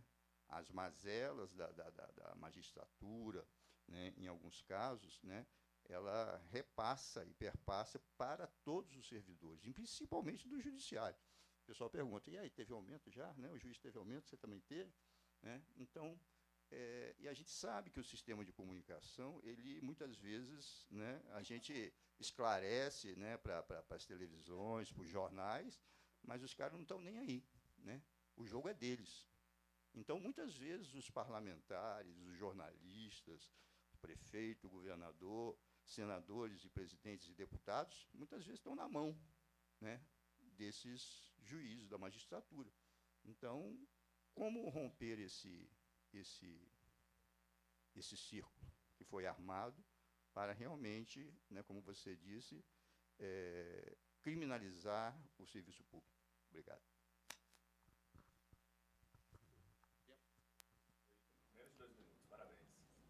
Obrigada, colega. Vamos conceder um tempo para que o nosso professor consiga responder a essas demandas. O senhor está com a palavra.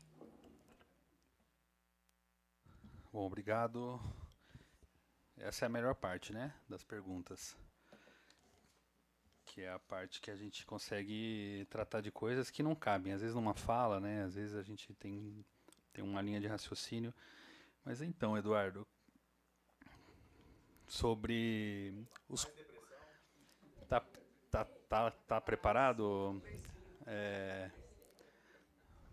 Tá em dia, tá psicólogo. Então, esses nomes que vêm de fora, que em tese seriam nomes que arejariam, né, esses dois conselhos, muitas vezes, esses nomes que vêm pela ordem, né, e que vêm também das indicações do Senado e da Câmara, têm passagem nas carreiras da magistratura e do Ministério Público. Então, às vezes, pela vaga da Câmara, vem alguém que já foi procurador de justiça e que advoga há um certo tempo e que preserva vínculos com essas carreiras. Então, aí não cabe só, então, aqui uma crítica ao Congresso Nacional, ao Senado especificamente, que chancela esses nomes. Mas também a própria Ordem dos Advogados, que por muito tempo conduziu e ainda conduz, em algumas presidências isso muda, quando o Conselho Federal tem uma composição um pouco mais crítica, isso não é exatamente assim, tá? Mas eu estou generalizando aqui e passando aqui então uma linha do tempo e com esse perfil que assemelha demais, quando a gente mapeou, aquele perfil que integra as bancas de concurso da magistratura e do Ministério Público. Não é alguém que vai trazer para o concurso algum problema, no sentido de, olha, esse examinador é um examinador que pensa um pouco fora dessa casa aqui. O convite é feito, esse examinador, que integra a banca do Ministério Público e da magistratura, via de regra, alguém que é próximo dessa estrutura.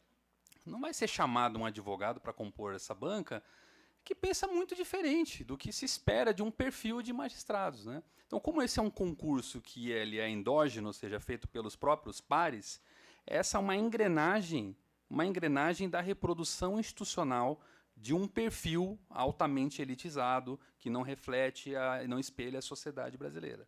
E isso, quando a gente sobe, né, para o topo dessa estrutura, o quinto constitucional também é interessante, viu? Vou tocar nesse ponto, ainda que a pergunta não seja essa, porque esse perfil também aparece lá no CNJ. Estudos que... São poucos os estudos sobre o quinto constitucional, né? Eu tive a possibilidade de participar de uma pesquisa dessa e entrevistar desembargadores que vieram do quinto, da OAB.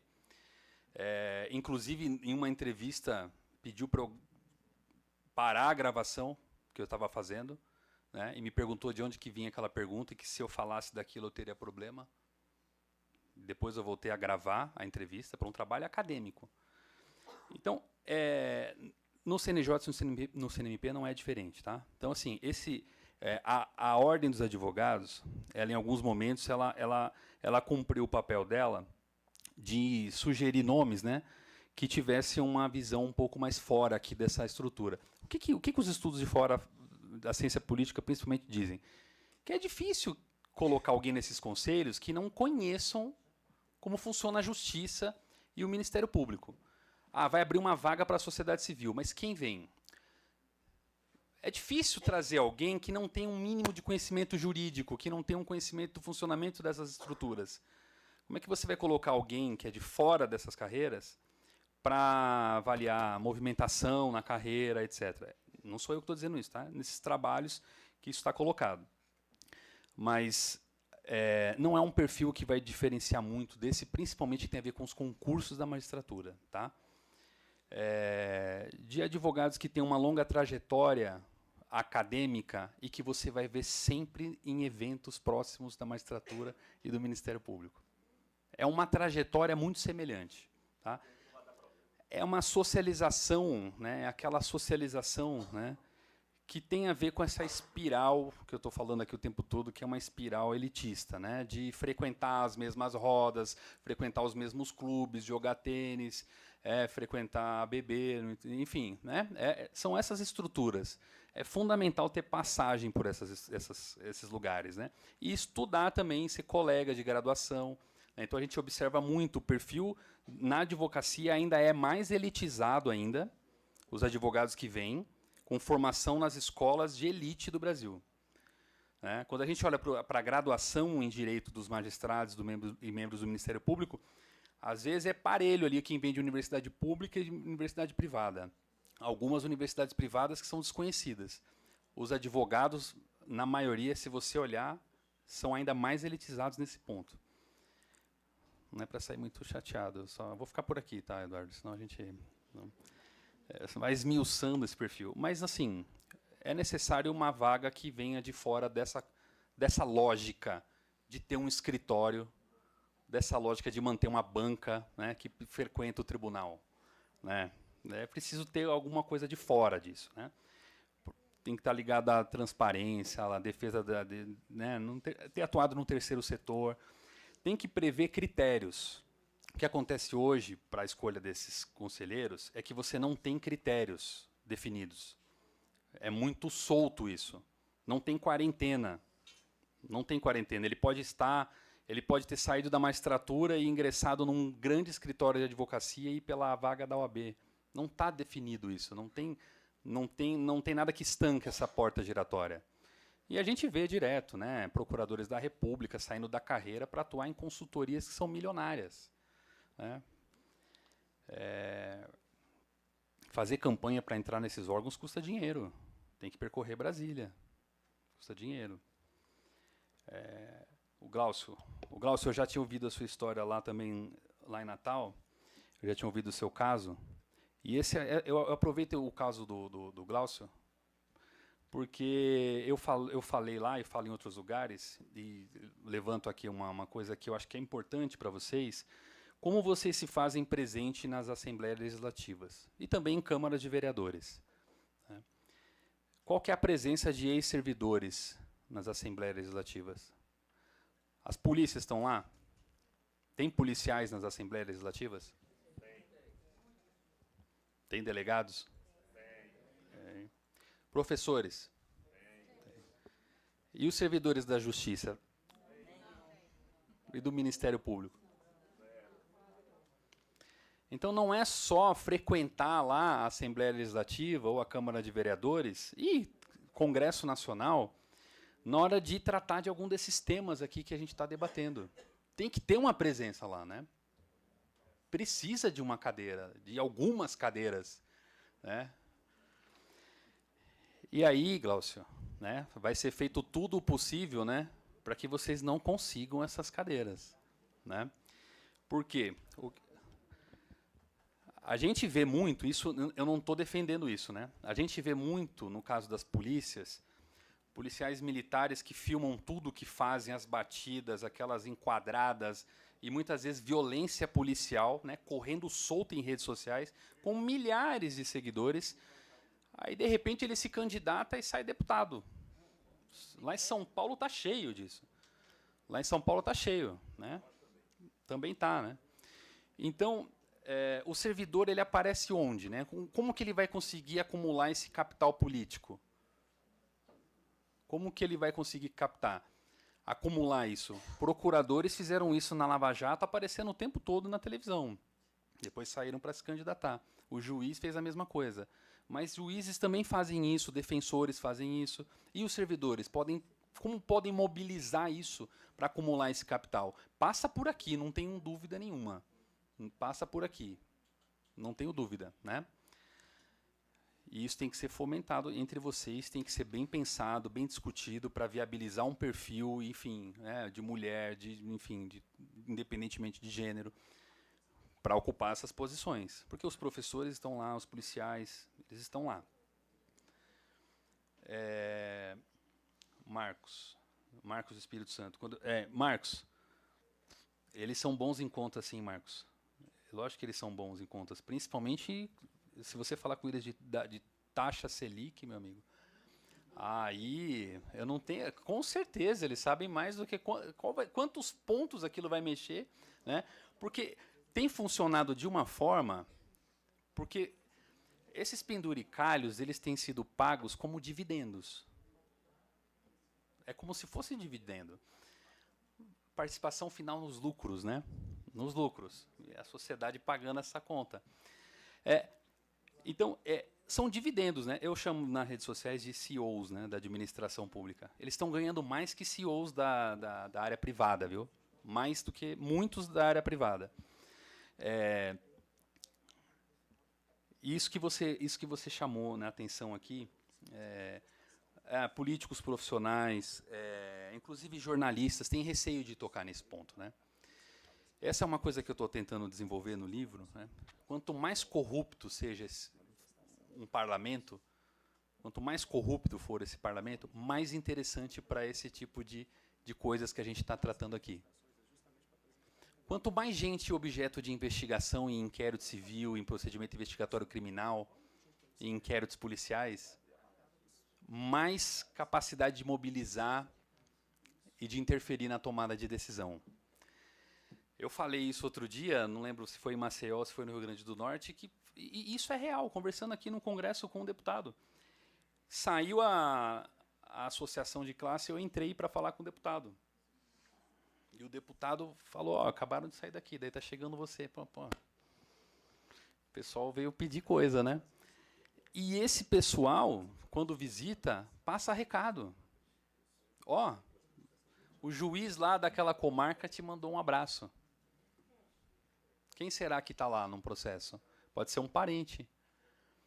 Então, por isso que eu falei do partido, isso na tese eu desenvolvo, essa organização em torno de interesses corporativos, ela vai além do que a gente pensa, a nossa noção de sindicato, de associação sindical. Essa foi uma pergunta que foi feita para mim na banca de doutorado. Foi assim, qual é a diferença dos procuradores, dos juízes, da atuação corporativa deles, para outras corporações? Para outros sindicatos, outras associações, de professores, de policiais. Eu estava ouvindo a pergunta na banca, né? Peguei até uma água assim. Porque, assim, a resposta é uma palavra. Poder. Professor não tem poder nenhum. Professor não tem poder nenhum. O pessoal da saúde não tem poder nenhum. Tem que se organizar muito bem para realizar essa luta. Tem que estar permanente e vigilante. Porque entre uma administração no tribunal, sai no Ministério Público a administração, muda o cenário. Muda completamente o cenário. E esses mecanismos de investigação que o Ministério Público cada vez mais foi incorporando, né, servem como mecanismos de pressão, né? Então, essa organização, não vou entrar muito aqui, porque daí eu entraria na discussão do livro, da tese, né, do que eu tratei na tese. Mas o Ministério Público, os procuradores da República, atuam em toda a cadeia alimentar de poder na federação, junto às bases de vereadores, de deputados estaduais, deputados federais, senadores, organizando eventos desde a base, trazendo... Falei isso no Rio Grande do Norte, se eu não me engano, ou foi na Paraíba. Se no evento de vocês, nos eventos que vocês fazem, tem algum deputado que vocês convidam? Vai a família do deputado? Nos eventos da magistratura do Ministério Público estão todos lá, senadores, deputados. A socialização acontece nesses eventos. Ali em outras ocasiões, em outros momentos, independentemente do partido. Então, existe essa convivência muito próxima, né? O pessoal joga aquele pôquer, toma um uísque, fuma charuto. Não estou defendendo e dizendo assim, esse é um exemplo a ser seguido, né? Mas é preciso pensar em algumas maneiras de influenciar quem toma a decisão e de se aproximar. Não chegar no Congresso Nacional com um calhamaço de coisas. Essas são demandas importantes de mais de 100 mil servidores. Ele pode olhar, são 100 mil. Próximo, quem vem depois aí? Vem outros, e vem os empresários, e vem vem uma outra banca, vem gente defender todo tipo de interesse o tempo todo, né? Então, vocês têm um mecanismo muito importante, que é um mecanismo de pressão. Isso vocês têm que saber lidar e tem a ver com a forma como vocês se comunicam, né? A greve é um mecanismo muito importante, que tem que ser pensada, é um desses mecanismos. Juízes e promotores não fazem greve, eles instauram inquéritos e conduzem investigações e processos. Tem um efeito muito mais... O impacto é muito real, né? Eles não ficam em carro de som, né? Não que não tenha que ser feito o carro de som, mas eu mapeei os procuradores nas redes sociais. Eu mapeei como os procuradores da República passavam o tempo inteiro na rede social. Em algum momento eles assinavam denúncias e arquivamentos e trabalhavam, mas é impressionante, é uma vida permanente dedicada à rede social. É uma vida presente na rede social. O CNJ e o CNMP, paisagem, viu? Paisagem. Aí, só para encerrar, então, ainda a pergunta do Marcos, né? Sim, eu concordo com você e eu penso assim, que jornalista tem medo, sim, de tratar disso. Políticos também têm, e como eu falei no começo, né? Quanto mais corrupto esse parlamento... Eu? Quem não tem? Né? Mas aí tem a ver com eu acho que tem a ver com o próprio Marcos falou, né? Que tudo recai sobre os servidores, tal. Eu tenho na família, né? Eu tenho na família algumas pessoas que são, né? Que que estão na magistratura e gente que está no Ministério Público. E aí o evento do final de ano é sempre bastante agradável, né? É sempre, né? Durante a Lava Jato eu não participei de grupos da família, mas eu não fui bloqueado em alguns grupos. Na eleição de 2018 eu fui bloqueado pela própria família. Depois, pelo Moro, Dallagnol, fui sendo bloqueado, né?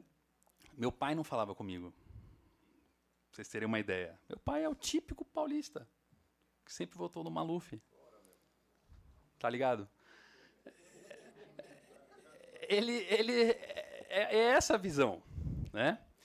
E ele escuta eu falando, e me chamou, né, depois de um tempo. Não, vamos trazer, né, vamos trazer a família. Oh, chama o Rafael. Aí aquele evento, aquele churrasco. Daí, e aí, tio, é por sua conta hoje, né?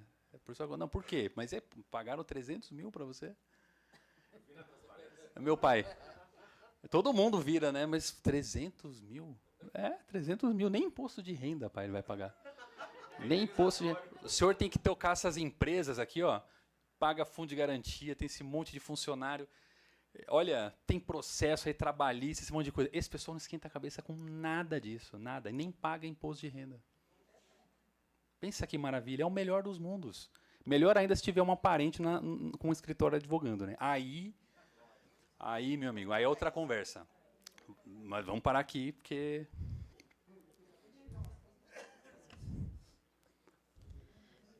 Bom, professor, eu já estou seguindo a linha ali, já bateu até uma tristeza, né? Porque parece que nós aqui, enquanto organização sindical, parece que a gente está engateando na frente da magistratura e dos procuradores, né? Nós estamos aqui. Eu acho que a gente tem que começar a pensar em reunir nossas forças com os colegas aí da FENAMP, da FENAJUF e outras instituições, para que a gente possa melhorar esse combate, né, a essas questões aí que vão retirando nossos direitos, aí que nós vamos perdendo. Hoje eu vejo que a magistratura ela está consumindo todo o orçamento dos tribunais.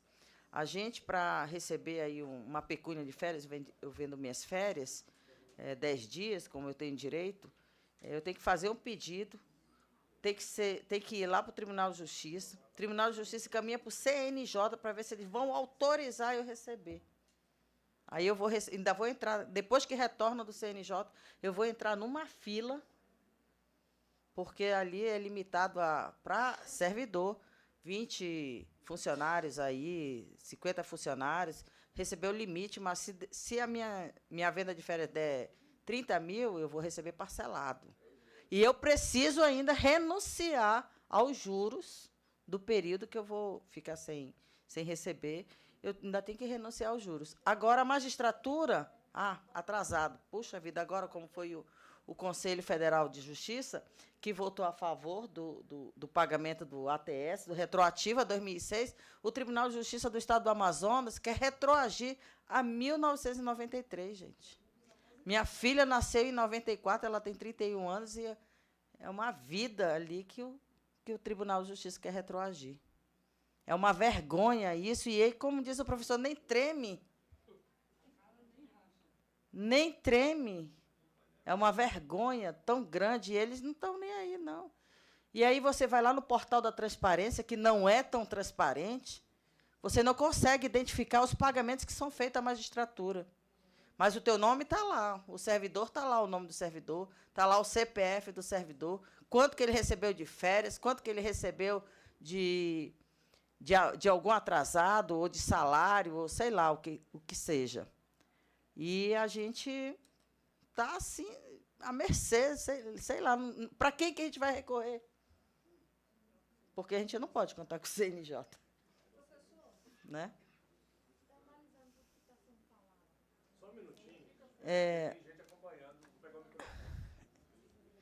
Mas, minha colega, me desculpa, assim, tem uma questão de ordem, porque nós estamos fazendo as inscrições, nós temos colegas aqui inscritos. Aí a gente anota teu nome, aí, né? Colega Edinaldo se inscreveu. A colega é Juliene. Do Rio Grande do Norte. Tocantins. A gente já dá uma paradinha para o Café Break. Fala do Edinaldo? Não, gente, vamos deixar aí o nosso senador. Quem sabe um dia ele se torna senador mesmo, porque a gente está precisando, né, Edinaldo? Esse é um dos grandes dilemas, boa tarde, da classe trabalhadora brasileira, que é voltar a se organizar na perspectiva de disputar a institucionalidade, né? Não só ser mero coadjuvante, mas ser um ator principal incidindo nos rumos na vida dos trabalhadores. Isso não é um mal dos trabalhadores, isso é um pecado da esquerda brasileira, que eu não vou fazer esse debate agora, porque não é apropriado. Porque o nosso debate aqui, e aí eu quero desde já cumprimentar aqui na mesa o professor Rafael Viegas, o companheiro Ledu, da FENAMP, que nos prestigia. Infelizmente, pelas razões aqui já ditas, os camaradas da FENAJUF, em virtude de uma agenda, não estão aqui conosco, mas eu não tenho a menor dúvida que também, tal como nós, que estamos nas trincheiras de luta nos estados, também vivenciam as agruras no âmbito da Justiça Federal, e a companheira Eutália que conduz a mesa. Eu vou pedir paciência ao plenário, porque eu não falei hoje lá no frente do CNJ, porque talvez se o que eu falasse lá, e eu também vou ter que me conter aqui, eu talvez fosse responder um processo na esfera civil e criminal, porque o que a gente tem visto no âmbito judiciário, professor Rafael Viegas, é algo assim estarrecedor enquanto cidadão.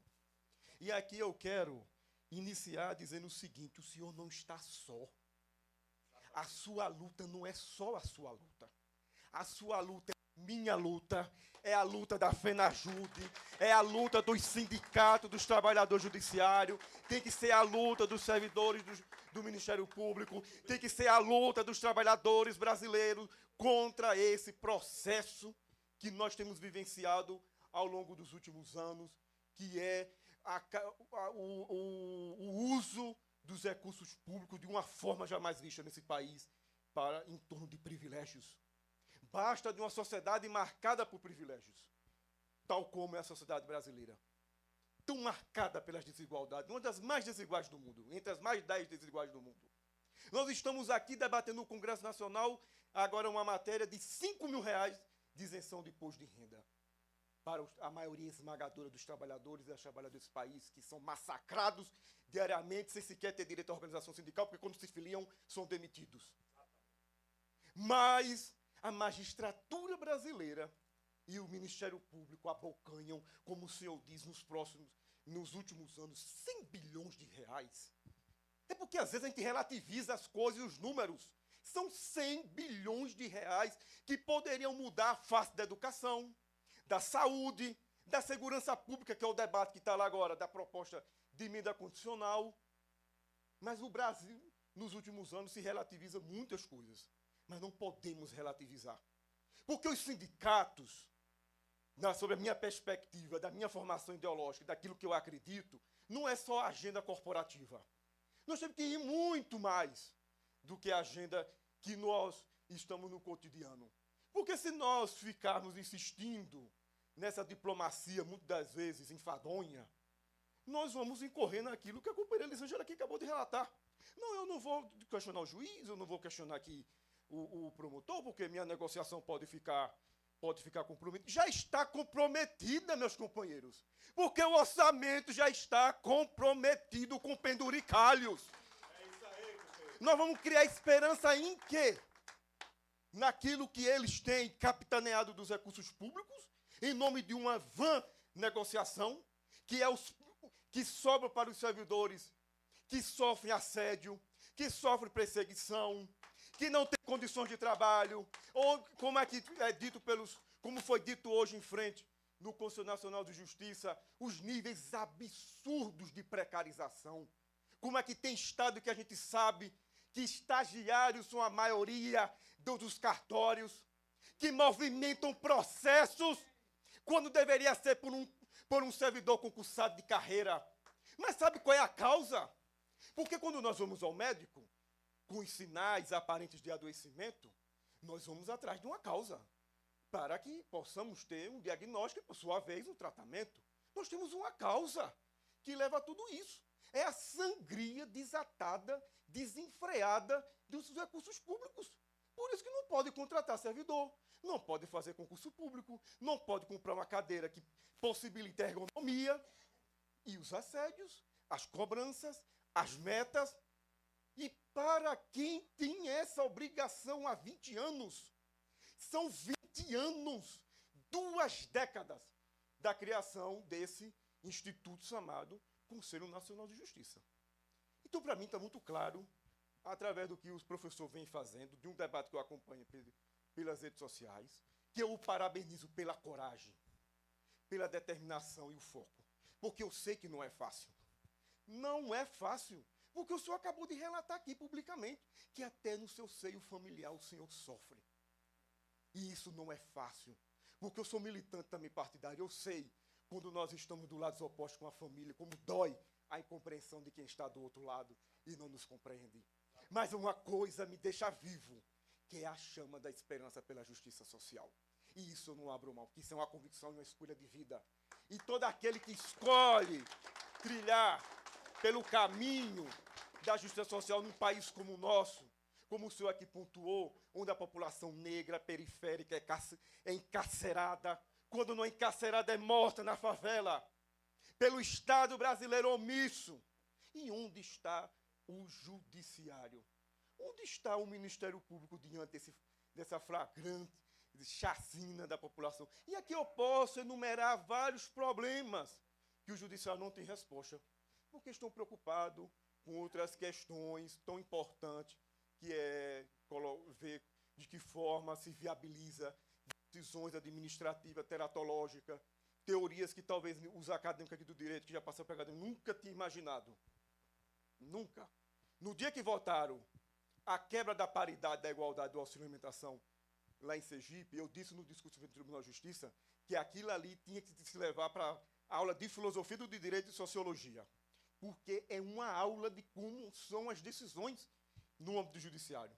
Quando colocou os servidores à margem, quando quebraram a nossa igualdade, porque nós tínhamos um auxílio idêntico e criaram um auxílio lá sírio-libanês para um setor do serviço público em detrimento de uma igualdade. Então, nós temos aqui, eu quero encerrar o seguinte, que nós temos que voltar para casa com uma tarefa política, praxe, de colocar em prática aquilo que a gente tem debatido exaustivamente, que judiciário nós queremos construir.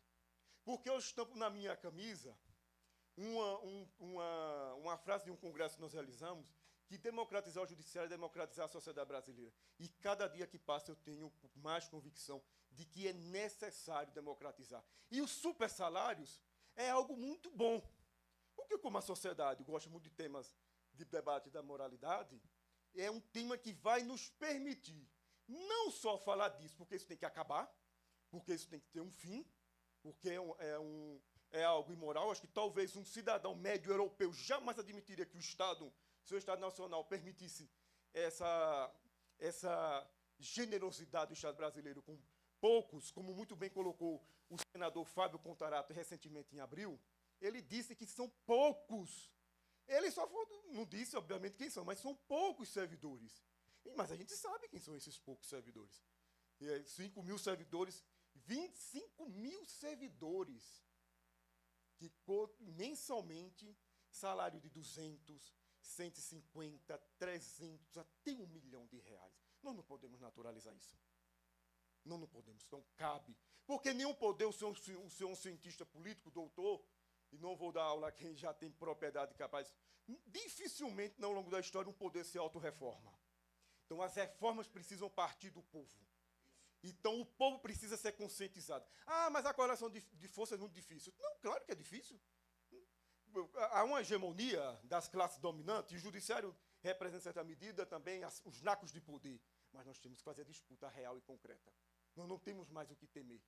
Porque a gente luta para mudar essa estrutura que está. Acho que é a tarefa histórica que nós temos que cumprir. Nós cumprimos muito bem feito ao CNJ, depois vou fazer o balanço sobre tal, ou nós vamos ser engolidos pela história. E eu não quero passar pela história como omisso. Eu posso cair. A luta pode me derrubar, mas eu quero cair em pé. E o senhor não está só. Muito obrigado.